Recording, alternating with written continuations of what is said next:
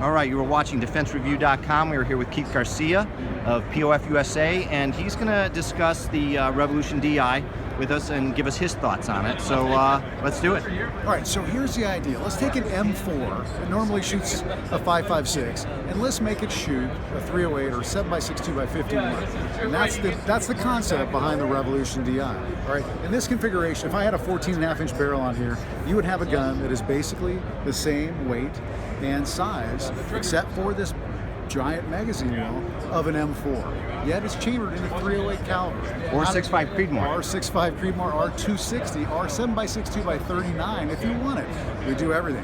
Let me show you how that's possible, all right? So when I open up this gun and we take a look at the bolt, this is a 5.56 carrier. The only thing different about it is that little bigger hole in the front that accommodates the 30 cal cartridge. All right, I can take the bolt out of this and I can swap the firing pin in the bolt for a 5.56. I can put it into my 5.56 Renegade rifle and it runs. So when I shoot this gun and it shoots so much flatter, so much softer than other AR-10s out there, it's moving mass, it's physics. This is a very lightweight bolt carrier. Most AR-10s are massive.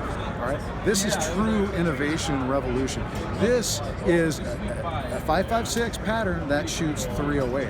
That is a huge departure from everything else that's on the market. We didn't take an AR-10 and try and cut down weight by skeletonizing it or by just, making the parts thinner and smaller.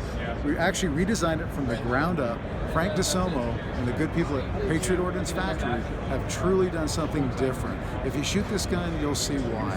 It has the recoil impulse somewhere right in between a 5.56 and a 308, but it has 6 pounds. And when you load it, when you're out there and you actually load it, a full mag, and you shove it in there, the magazines actually stay in. They don't just fall out on their own. Here's some other cool tech. When I'm out there and let's say I get a double feed and I need to clear it, all I need to do is push up here, lock the bolt to the rear, strip it out, do what I need to do to clear it, put another magazine in, never have to take my hands off the fire control. All right? If I you got all the ambi controls over here. If I have my bolt locked to the rear, I've got I can release the bolt here, and I can release my bolt here. All right, and do you find that you usually use the index finger to do it? Absolutely. It's really second nature once you start playing with it, because you're right here, you release the mag, you seat a mag, like so. I'm seating the mag, release the bolt, and it's a very little bit of movement, and it's easy to learn. Check out POF-USA. This is truly a revolution. Thank you, Keith. And by the way, we should just quickly mention you got a Taran Tactical base pad on there? Absolutely. Taran. Okay, so there's another thing. All right, so if you're normally shooting 28, 29 rounds in a 5.56, I can now take this 25 round from Magpul, put a Taran pad on the bottom, and I'm getting 31 rounds of 308. So you're getting 6 extra rounds? Yes. So it's a 6-rounder. Yes, because on the Gen 3 Magpul mags with the Gen 2 Taran Tactical pad, I'm getting 31 rounds. 31 as opposed to 25. As opposed to 25. Very cool.